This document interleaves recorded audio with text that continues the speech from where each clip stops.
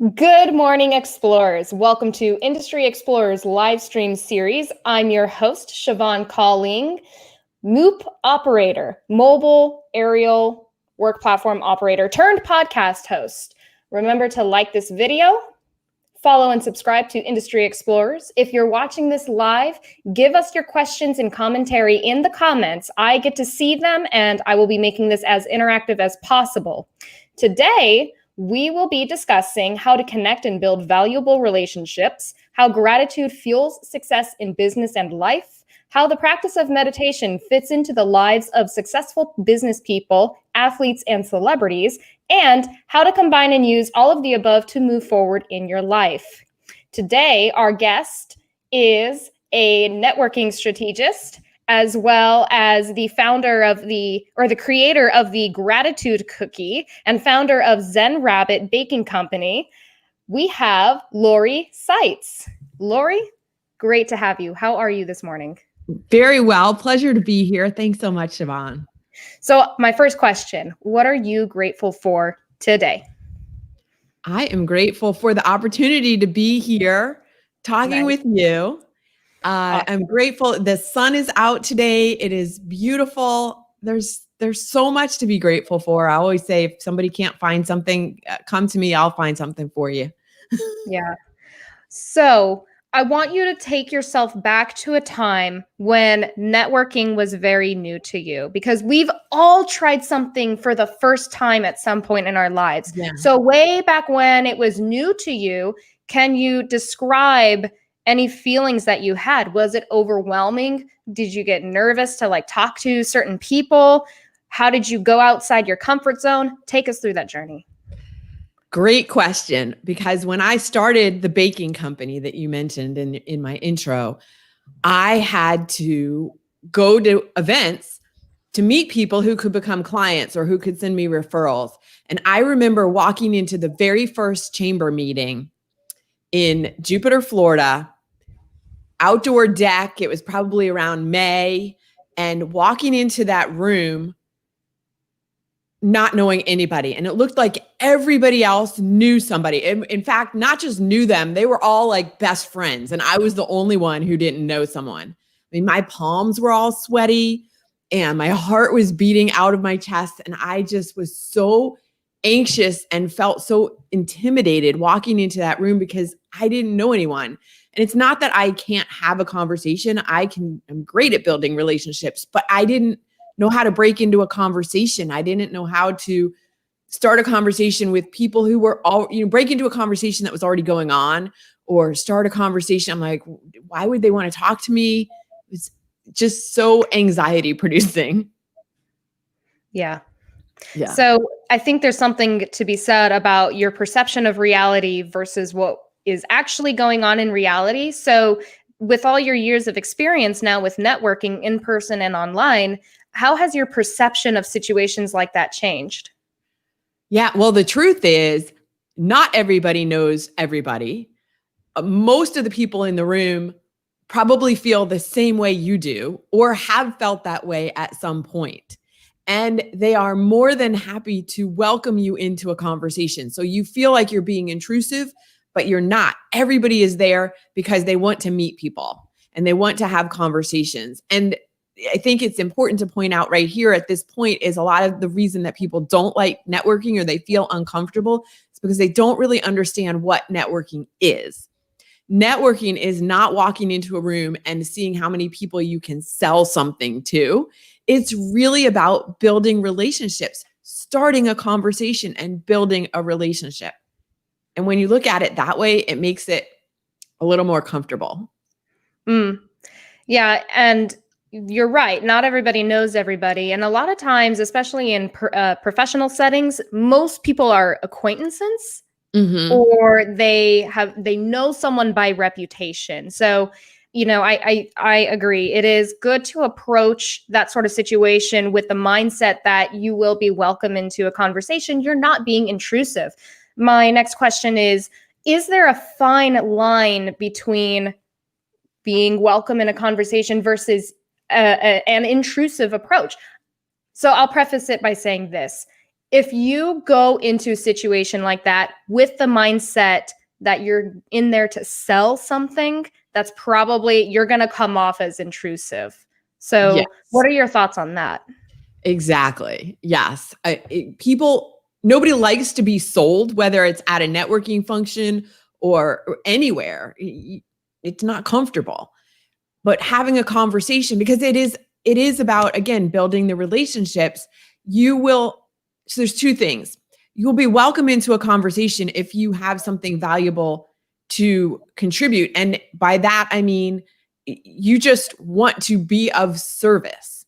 So you don't necessarily have to know exactly what it is you have to contribute to the conversation before you get into it. But if you come at it from a place of being of service, how can I help you? Who would you like to meet? Maybe I know someone I can introduce you to. Maybe there's a resource I can share with you. It's about listening to hear what other people are saying so that you can figure out how to help them. Because when you are trying to be of service to other people, then they also want to help you. And the second thing I was going to say is from a practical standpoint, if you look at how people have positioned themselves during a conversation, especially if they're standing, a lot of times it'll be kind of like an open circle. So that is inviting. If 3 people, 4 people who are standing around kind of more in a closed circle, they probably are having a private conversation that you don't want to intrude on. That's a good point. Very, very good point as far as body language is concerned.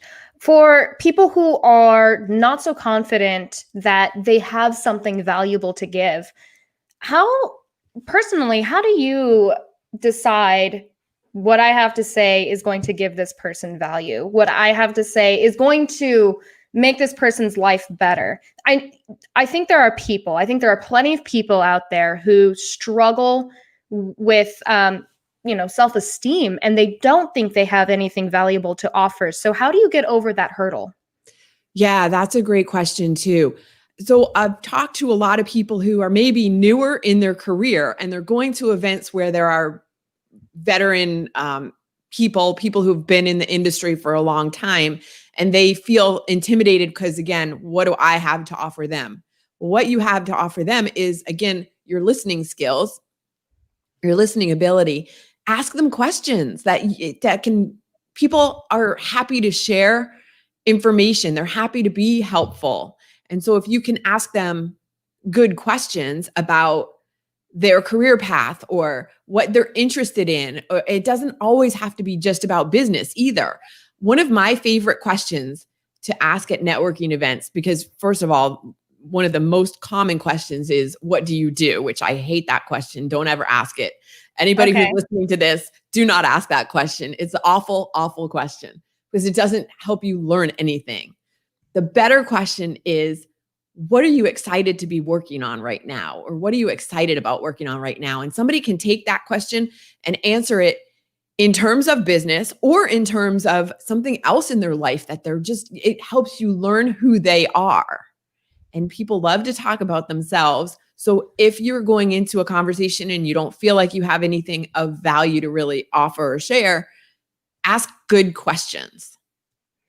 That's good. So let's get to know you a little bit. Tell us about the gratitude cookie, because that is really intriguing to me. Okay, so the gratitude cookie was my first business, the baking company. It was based on a family recipe, kind of a cross between a butter and a sugar cookie. And I was creating customized gift packages for businesses to use as a way to say thank you to their clients and people who supported their success, referrals, whomever they wanted to send them to. So I ran that business for 11 years. And gratitude cookies at this point are very limited and rare because they are not produced on a commercial scale anymore. Yeah. Sometimes just in my kitchen. And that's it. But it was what I learned along that journey. I learned a lot of things, but how gratitude has such an impact on business and on people's lives as a whole. Like words of appreciation, sharing gratitude, which is so rare.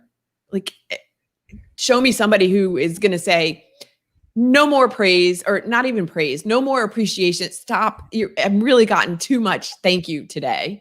Like nobody, Yeah, nobody that's does. true. Yeah. So it's, it could be free. It could be just words, and it just has a really powerful impact. And that's what I learned from running that business that I carry over to today.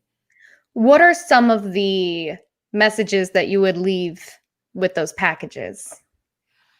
Each of those boxes came with a customized message from the business person who was sending it. They also had a little card enclosed with a quote on it. Mhm. Trying to think of one of the quotes. Something about being kind. There was a quote from Wayne Dyer about being kind was one of them. Sharing appreciation. And there was also a card in there that would let recipients know that while you are eating these cookies, part of the reason they're called gratitude cookies is because we encouraged you to think about something you were grateful for as you were eating it, even if it was nothing more than, I'm getting to enjoy a delicious cookie. Yeah, that really plays into mindfulness as well, which is Yeah. just so huge and so helpful in so many different aspects of life. Folks, if you are just joining us, welcome. We are talking about gratitude and goals and gratitude meditation and networking strategy with Lori Saitz. If you have any questions or comments, please leave them. I get to see them, and I would like to make this as interactive as possible. So if you've got a question for Lori, send it over and I'll ask. All right. So, Lori, I have a question. Okay. When did you get into meditation? So I was actually first introduced to meditation when I was 10 years old. My mom took me and my brother to a meditation course. So we learned the benefits and how to do it at a very young age. But then, like a lot of teenagers and young adults, I did not follow, I didn't keep doing it because that was something my mom taught me. So I was rebelling and I didn't want to do it. If she taught it to me, I'm not doing it. Right. Yeah. And it wasn't until more recently, maybe in the past 3 to 5 years, that I got really back into it. So when I started the baking company in 2003, I looked around at what successful business people were doing. And one of the commonalities I found was that the majority of them practiced meditation. So I always joke, when I started that business and I saw that they did that, I didn't do that. And maybe that's why that business is not still in existence today. It could have been more successful had I used meditation. But getting back into it about 3 years ago is when I became consistent. It's like brushing my teeth in the morning now. I meditate every morning before I get started in my day. And you start seeing the results. It's really, and that encourages you to keep going. So I think that there are people who may be skeptics out there to meditation. Myself being not completely skeptical, because I also believe in the power of visualization, and because that's part of goal setting. So I'm not entirely a skeptic, but I don't think I've ever had anybody really tell me this is how you should meditate. I imagine you are sitting crisscross on the floor. There's a candle, maybe a Tibetan singing bowl, and does my mind go blank? My mind wanders a lot. How do I even go about this? Okay, what would you say to the beginners out there who may be skeptical? That is very common. And there are so many different ways to meditate. I mean, people who are skiing or snowboarding or surfing, you could be in a meditative state because your entire focus is on what you are doing in that moment. That could be considered meditative. Wait. Okay, hold on. I have to just jump in right now. Okay. My experience as an entertainment rigger takes me to places of great height. And, you could be anywhere from 30 feet to 100 feet or more above the floor. And if you have an anchor pin shackle that's like maybe that big, if you drop the pin and it hits someone in the head, you could potentially kill them. And that's something every rigger is taught when they're going to start in that industry, because it is important to know. And I find that when I am, working on the shackles and I'm working with loose pieces of hardware, and I can relate to what you said just now, because I find myself so focused in on what I'm doing. There's nothing else going on around me except for what I have right in front of me, because I do not want to hurt anybody or kill anybody. And honestly, I would prefer to be up that high doing that job than on the ground, because when I'm up there, it feels zen to me. I feel focused, and it feels, even though it's a stressful job, there is something somewhat relaxing about it, or meditative about it. And I've never thought of it in that light. Yeah. Yeah. And when you mention not being able to turn off your thoughts, obviously you are capable of it because you do it in that situation. Hmm.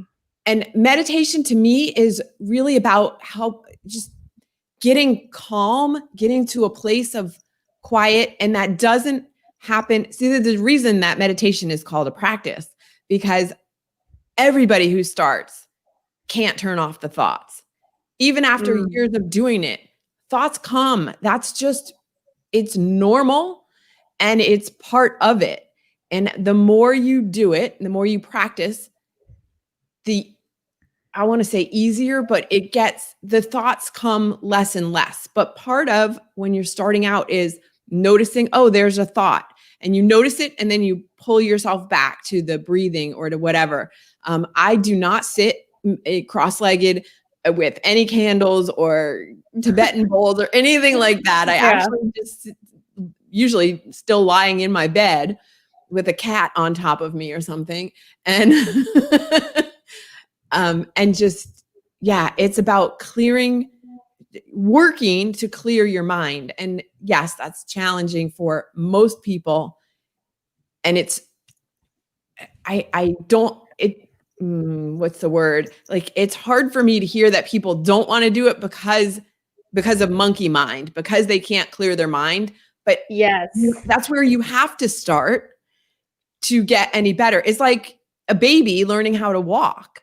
They don't stand up, walk, fall down, and go, ugh, I can't do this. I'm forget about walking. I'm not doing it. Like, yeah. It's the same. It's the same process. So you have to be patient with yourself. And I would imagine that people who, like myself, who have a hard time being patient with themselves also have a hard time with meditation. But the benefits of sticking it out and continuing to practice, even though it's hard, are really worth it. So let's talk about those benefits. What are they? For one thing, meditation is it rewires your brain. It changes the biochemistry. When you are meditating, your brain is releasing dopamine and serotonin. When you're feeling gratitude, which is meditation helps you feel more gratitude. When you're feeling gratitude, again, your brain is releasing serotonin, dopamine, and there's another neurochemical. But this is science-based stuff. It's not just like some woo-woo hippie idea that this is something good to do. A lot of more and more medical people are recommending it calms every system in your body. And so it's changing you're rewiring your brain. And, right, especially now, I don't know if you've seen the movie, The Social Dilemma. I have not actually seen it yet. I keep hearing about it and I need to watch it. But when you know what social media is doing to your brain, it is also rewiring your brain. And meditation and gratitude are the way to take back control of your own brain. Right.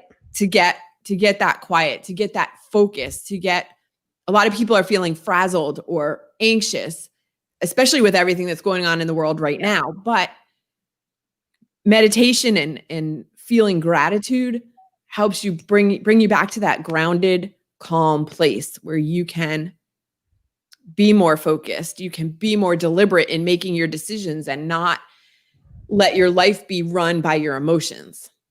Mm-hmm. So then, just to recap, the benefits of practicing meditation, gratitude meditation specifically, are, you get the release of neurochemicals such as dopamine and serotonin, which naturally that is what lifts your mood when you are happy, or that's what those chemicals are doing. And it also helps you stay focused, and it helps you be more deliberate in the decisions that you're making throughout your day. And as a result of all of that, you achieve your goals. Right. Well, when you are feeling gratitude, if you can get yourself to a place where you're feeling gratitude for things that have happened in your life already, things that are happening in your life right now. And then if you can start thinking about things that you want to bring into your life, we can use the term manifest again, if that's too woo-woo for you, manifesting things into your life, achieving goals. It's the same thing, bringing things that have not shown up yet physically in your world, bringing them to you. So if you can feel, this is going to sound crazy, because if you can feel gratitude for the things that haven't actually happened yet, from a quantum physics standpoint, you bring them to you faster. Does that make sense? I mean, to me, it sounds also like visualization. It is. Is it the same thing, or just very similar? It's similar. So visualization is you are seeing it in your mind's eye. Like you're picturing it. Gratitude is more of a feeling. So if you can put the two of them together and you put the picture and the feeling together, wow, that accelerates everything. Yeah, okay. Yes. Okay. That makes sense. Gosh, I'm trying to think of a time when I had practiced that in my own life. I know I have. I just don't know like what I want to share right now. And I'm sure people in the audience have had these moments. You know what? It's like this. If I walk into a room and I'm already pissed off, no matter how much I try to hide that, it's going to come through. And as a result, people are going to react to me in a certain way. Whereas if I walk into a situation feeling grateful in spite of any shortcoming or setback or conflict or anything like that, if I'm coming in there with the feeling of gratitude in spite all of that, then that's going to manifest itself outwardly, and people are going to react to me in that way. So I'm wondering, how do you connect gratitude and networking? It's all energy. As you're talking about exactly the feeling of the place where you're coming from when you walk into a room, everybody around you feels that energy. And so, yeah, if you are putting out good energy, that's what you attract what you are. So if you are putting out good energy, you're going to attract more good things to you. If you're putting out negative energy, you're going to attract more of the negative things. When you when you hear people who are constantly complaining or criticizing, they are attracting more of that to themselves. You're attracting more to complain about. When you are feeling gratitude, when you're feeling grateful for the things that are going on in your life, you attract more of that to you as well. So when you're walking into a networking situation and you are feeling good, you're feeling grounded, grateful, that energy attracts the right people in the room, the right conversations. It's almost like magic. Yeah. That you walk away maybe in an hour or two after the event and you're like, wow, I met all the right people. Like I didn't know who they were before I got there, but I attracted them to me. And that does sound crazy, but that's really how it works. Everything is energy. Yeah. I mean, it only doesn't sound crazy because I can think of so many situations where I've felt that or experienced that. Have you ever, a question for the audience. Have you ever been in a room? Sorry, I'm getting a little feedback. Have you ever been in a room where someone walked in and you can tell that they're having a bad day, and you're almost like, ooh, this person woke up on the wrong side of the bed. I really don't want to talk to them today. I mean, we all have those stories, and it's all true. I forgot what my question was. I totally had a question. As you're thinking of it, I was going to say, when you, what meditation can do for you, or even not, even just stopping for 3 minutes before you walk into the room for an event like that, to, again, take some deep breaths. Breathing also affects your neurochemistry, biochemistry, to get yourself into that place of, okay, all right, calm, gratitude, feeling better, to walk into that room with a renewed energy. Animals are great at picking up people's energy. Yeah. And we have that same ability, although a lot of times we don't pay attention to it. Mm-hmm. So the techniques that you're talking about is breathing is a big one. Mm-hmm. And then kind of practicing rewiring your thoughts. The more you practice meditation, the quicker you're able to switch from, being in a bad frame of mind versus being ready to go present yourself to someone. Hi, exactly. How are you? So breathing. As far as breathing techniques go, what specifically works? And I'll share one of mine after you go. Okay. I mean, I just like to close my eyes and take 3 deep breaths, breathe in, breathe out, focus on the air coming in, focus on the air coming out. I'm not super specific about whether you're breathing through your nose or your mouth, or just taking some deep breaths and bringing in the oxygen into your body. Right. That's what I don't get all specific about it. Mine's a little more specific, only because it's just been so ingrained in me. I used to teach karate, and I used to teach for kids between 4 and 8 years old. Those were our little ninjas. And then from 9 to 14 were our young samurai. And I love kids, but sometimes they can be a little much.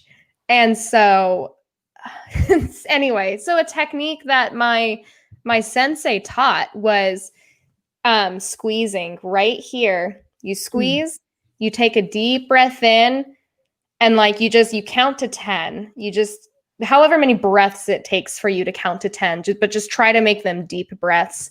And I do that all the time. I do that for the little ninjas. I do it for the young samurai. I do it for meetings that I don't want to be in. I do it before I'm presenting. I do it before going live when I'm nervous. I think part of it is conditioning. So I've conditioned myself through this practice to calm down a little bit by pressing here. It's not like, oh, this is a pressure point, and well, it is actually. I was going to say that. Oh, it is. It's an energy point. Okay, where are the other energy points then? That's a good question. I know some EFT, which is emotional freedom technique, which is tapping, also known as tapping. So there are points if you look up tapping. I'm not an expert at it. I've just used it sometimes. Yeah, there's different points on your. My doctor did this, and he's like, "Do you have a sinus infection? Does this hurt?" And I'm like, I don't know if it hurts, but this is kind of annoying. Right. But yeah, I mean, if you research the energy meridians in the body, and again, that's not my area of expertise, but I know that this is also, I've heard that before about this being. Yeah. Oh, well, that's really cool. So anybody who wants to research that and share with us what you learn about energy meridians, Lori and I would love to know. Sure. So that's awesome. What other techniques can you share with us? We talked about the breathing. Yeah. Again, going back to what you were saying about practicing, when you start practicing seeing gratitude, you just get better at it. Like you start seeing situations. Okay, so let me give you an example. When I first started my first business and I met one of my mentors, and we were talking about gratitude, and I actually admittedly was not a very grateful person. I started this company with the gratitude cookie, and I did a lot of complaining. And ironic. Yes, I know. You know, there's that saying of we teach what we most need to learn. So Yeah. What am I teaching? So my mentor Paul challenged me. There's a book called The Science of Getting Rich, written by Wallace D. Wattles, and it was written in 1910. The amazing thing about this book is that it is as relevant today as it was then, a lot of the information. Chapter 7 is on gratitude. Each chapter is only about 3 or 4 pages. So he challenged me to read chapter 7 on gratitude twice a day for the next 30 days.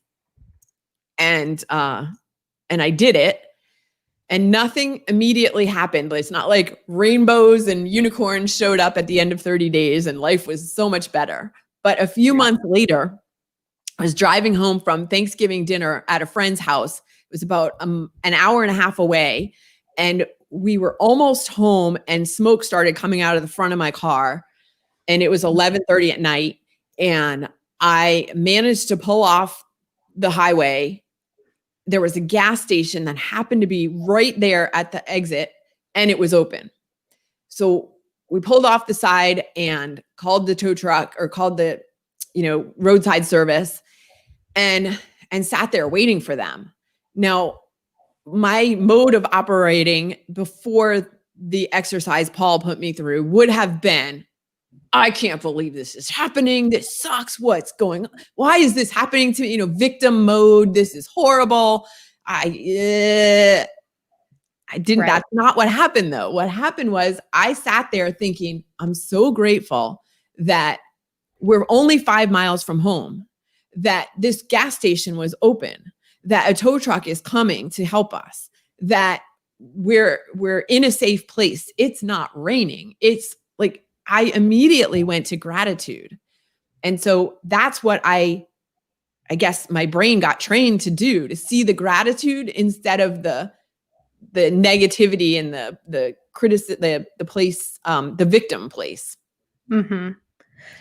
I think I want to mention that it sounds like gratitude and practicing it is managing energy. So I think what sounds very woo-woo to people when they hear things like meditation, visualization, practicing gratitude and all that is they, when we say things manifest, it's not like just because you are practicing gratitude, only good things happen to you. This is life, and life sucks. Bad things are still going to happen because that's just the way it is.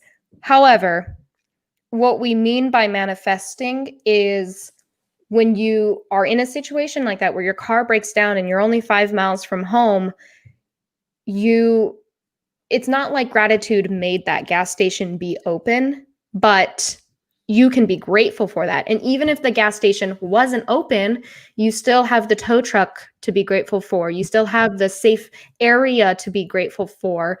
And there's so many different things. So no matter what terrible thing is happening, find the silver lining in it. And it helps. It makes difficult situations more manageable. Yes. And you can physiologically feel that difference the more you practice. And honestly, I reflect on, how I was in my college days and how far I've come in a short amount of time, and how I'm just a much different person, and in having gratitude and just so many things that I've personally practiced. But, but that's just it, is you just have to keep practicing, and then you're managing your energy to be able to better cope with difficult situations. And as a result, people are just going to respond to you better. We don't want to respond to someone who's an angry Karen. We want to respond to someone who's a grateful Gracie. Yeah, that's perfect. That's exactly right. It's about managing your energy. And to reiterate what you said, it doesn't change necessarily the situations, the things that happen around you doesn't change what's happening, but it changes how you respond to them. Yeah. Yeah, I love that. There's a chapter in 7 Habits of Highly Effective People, and he talks about reaction versus proaction. And when something happens to us, initially, we're going to have certain thoughts and we're going to have certain feelings, especially when it's negative.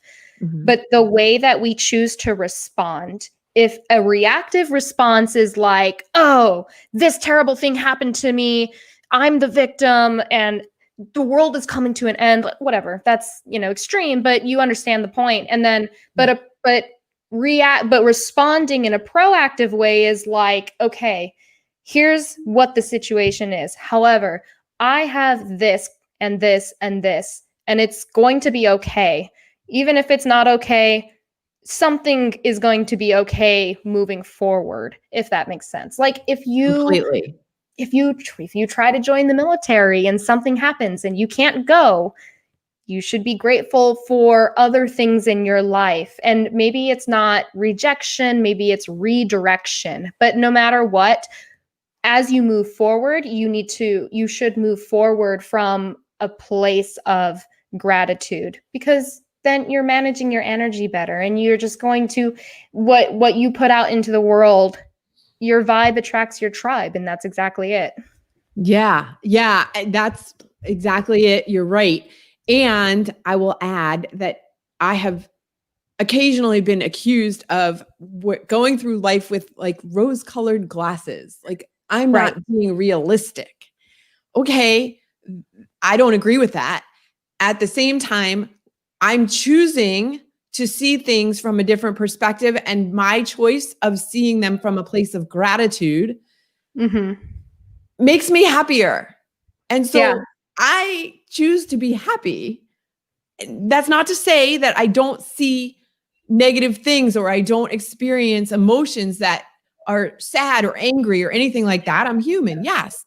I'm totally with you. And still, if I can find a better feeling emotion, I want that instead. It just feels better. It feels better. Yeah, and if you think that you, as in whoever's out there, thinks that it's difficult to practice this, well, it's also difficult to go through a really shitty situation. So pick your hard. Mm-hmm. Yeah. We are getting a couple of comments coming in, and I wanted to share this one.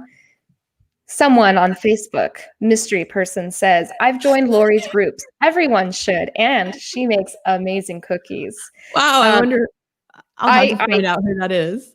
I think there's in the description on the posts, I believe there's a link, and you just click it and it says, can we share your name and face on StreamYard? And you say yes. And then this mystery person, this mystery secret admirer, we know who your name is and what you look like. But I can find that out after this live stream. Okay. We're going to track you down. Thank you for and I'm going to like that comment because it's very sweet. Thank you. Yeah. So where can people follow you? Yeah.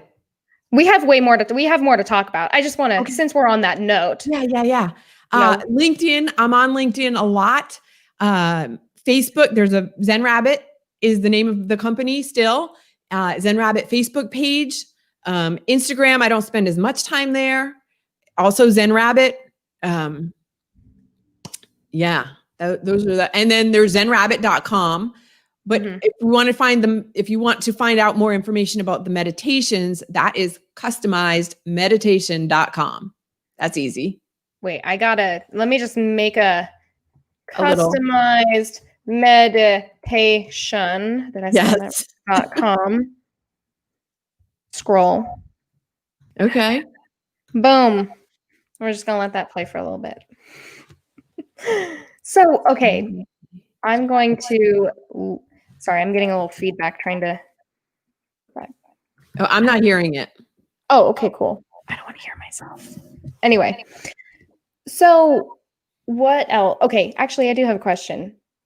You said that when you started the Zen Rabbit Baking Company, you were not actually a very grateful person, and then you got into it by noticing how other very successful people, were practicing gratitude meditation. So, who inspired you the most, or who are the top 3 people that inspired you? I don't know that I could, well, I love reading about successful business people. So I love reading their biographies, autobiographies, whatever it is, listening to them on podcasts, which, you are bringing so much value to your audience. So Richard Branson is one person who comes to mind as somebody who I have admired how he built his companies. But there are so many examples, and I'm willing to bet that a lot of successful business people don't talk about the fact that they practice meditation. There are some who do. The CEO of LinkedIn, what's his name? It's not coming to me. But he has come out and said, the CEO and chairman of Ford Motor Company, Bill Ford, has And talked about Ryan Woslansky. Oh, who? he's only CEO as of this year. Wow. Are you Sorry. for I what would- company? For LinkedIn, I was looking it up. Oh, no, the founder, what's his name will come to me in a second. Anyway,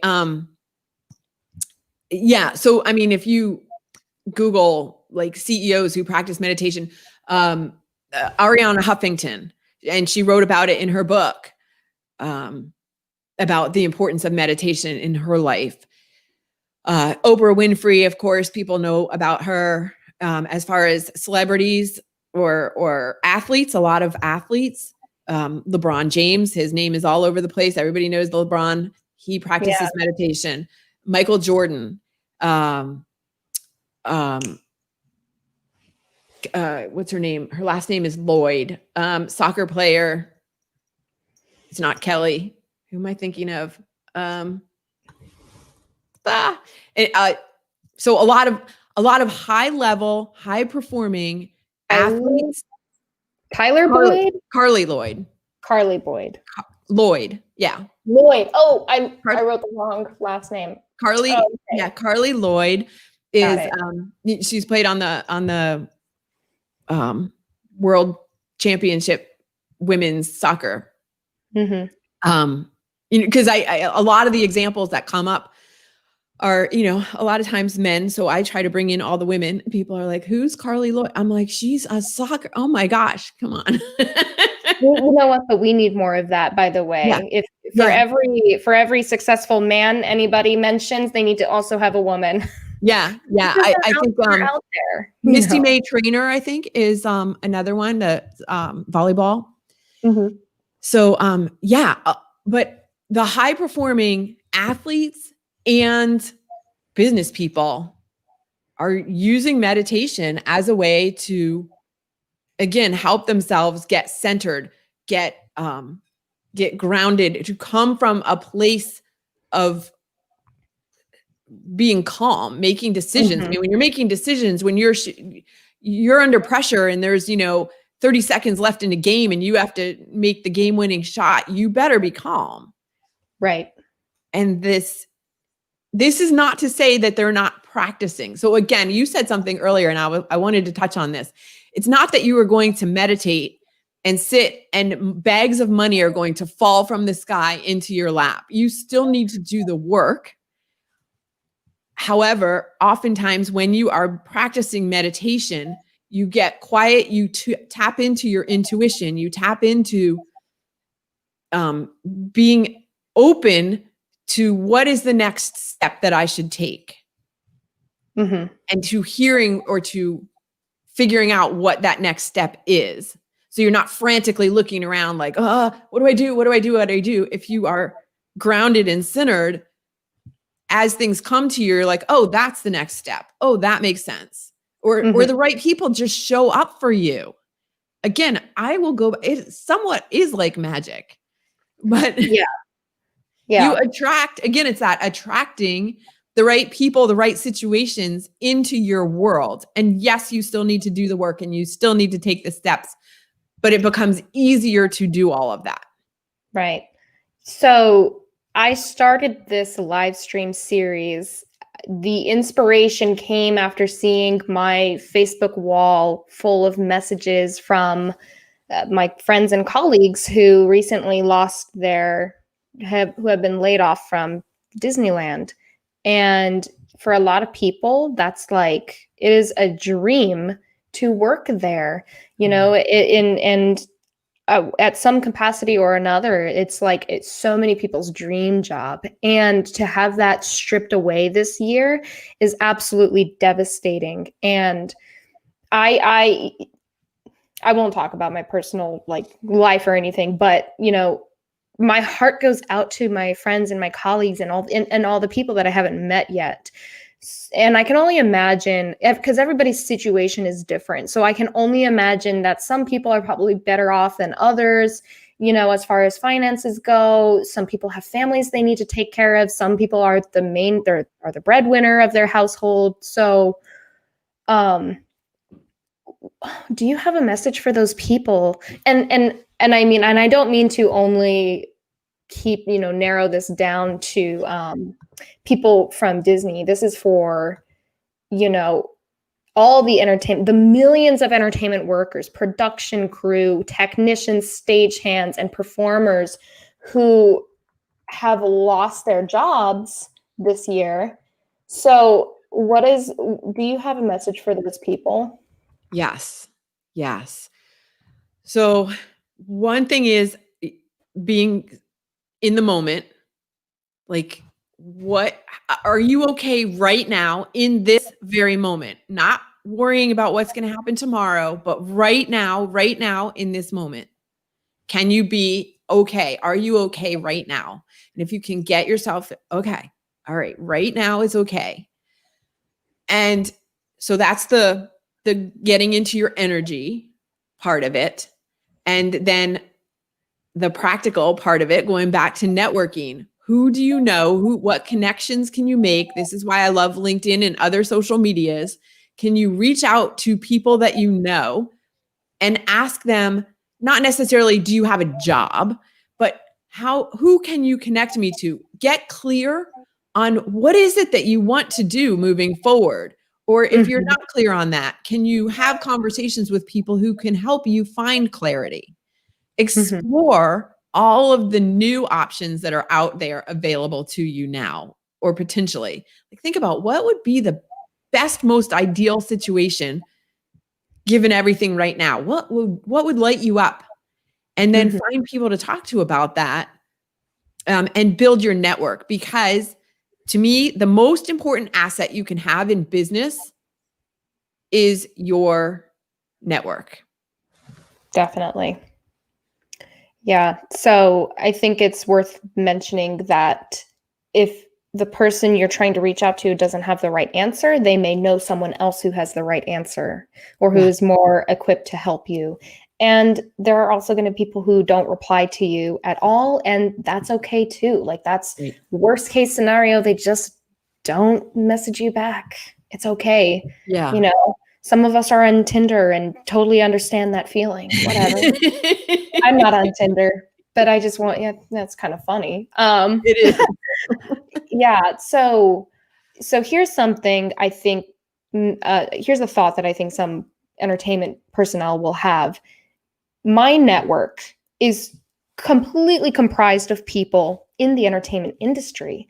How do I go about branching out to other industries? What if I don't even know what is out there for me? By the way, that's what Industry Explorers is all about. We're all about exploring different industries so that you can learn more about the world. Anyway, right. So if your network is totally comprised of, just people in the entertainment industry, what's a good way to branch out?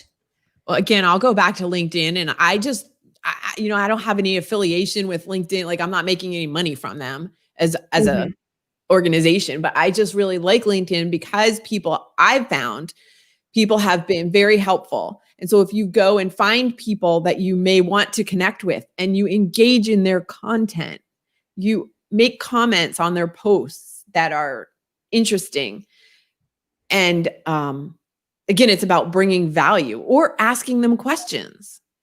That's how you can start building your network outside of the people. LinkedIn has your first degree connections, and then who are your second degree connections, the people that are connected to the people you're connected to, and not being afraid to start conversations and ask questions, whether it's on LinkedIn or on social media or out in the world. Right. Be curious is really, I guess, the message. Yeah. And I think when you're putting yourself out there on LinkedIn, how do I phrase this? Not everybody on LinkedIn has a job for you. Not everybody on LinkedIn is in a position where they can hire people. So I don't think it's entirely helpful to just outright say, I'm looking for a job, I'm open to work. I think it's good to let people know you're open to work, but there also needs to be more. What else are you putting out in the world that tells people who you are and more about you? So, do you have transferable skills? What did you do? Start talking about what you did in the entertainment industry. As a performer, producer, director, lighting technician, designer, audio rigger, whatever. Talk about what it was that you did and show photos, show videos.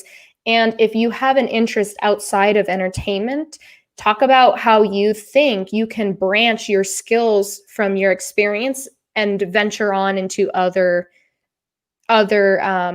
adventures.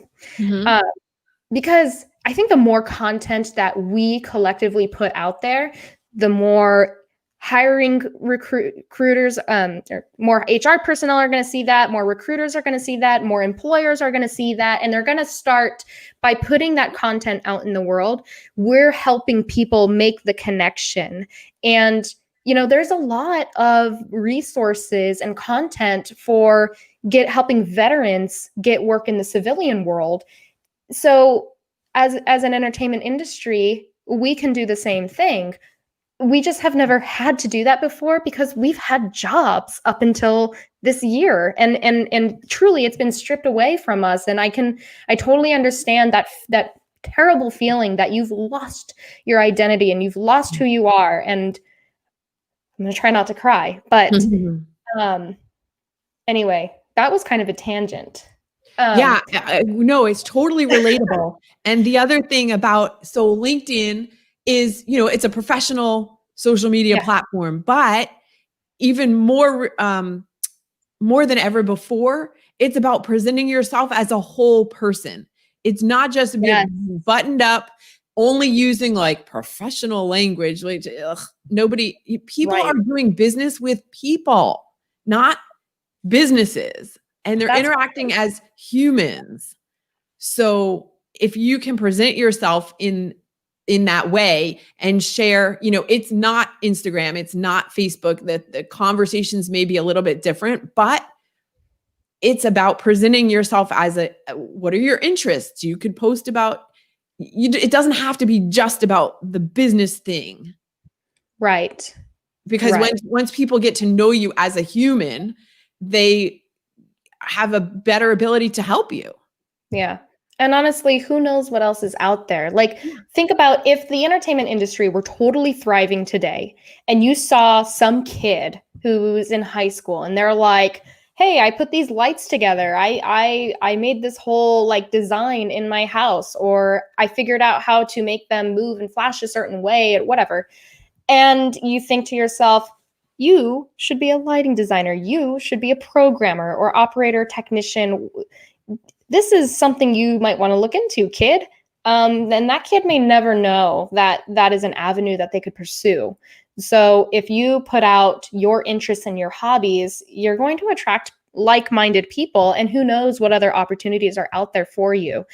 Also, you are so much more than your title, and you are so much more than your job. Like, honestly, entertainment industry, one of the coolest industries ever. One of the coolest jobs ever. I mean, there are people out there who are like, yeah, I was on tour with Ariana Grande. Yeah, I did the lighting for Metallica. Yeah, no, I totally mic'd up Gene Simmons. And like, those people are out there. And think about like when you no longer have that, you're just like, oh, I'm a regular person now.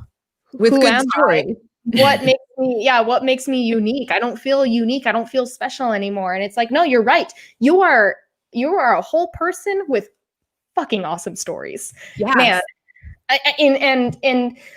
But just remember, you are so much more than your title and your industry. You're a whole person. So share that with the world. And we do have a comment from Pedro Maciel, who is going to be one of our guests on it's a couple Thursdays from now.